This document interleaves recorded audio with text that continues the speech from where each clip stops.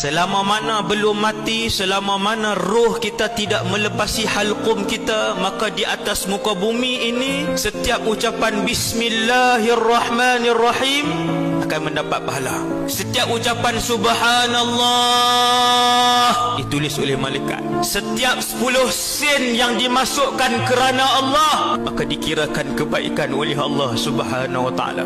Maka ramai yang menyesal di malam pertama berada di alam barzakh, ramai yang memohon kepada Allah mengulang-ulang, Rabbirji'un, boleh tak ya Allah kembalikan kami sebentar sahaja di atas muka bumimu. Untuk apa wahai yang meminta pada hari pertama di barzakh? Dia kata, ya Allah, bagi aku hidup saat saja aku nak buat amalan saleh yang tidak sempat aku lakukan. Lalu dijawab oleh Allah, Tuhan kata tidak sama sekali. Siapa yang akan dikembalikan? Mana ada manusia yang dah duduk di alam barzakh kemudian nak dikembalikan? Tak boleh. Tuhan kata cukup dekat mana hak buat dekat tu ya. Esok mati dekat malam ni dah.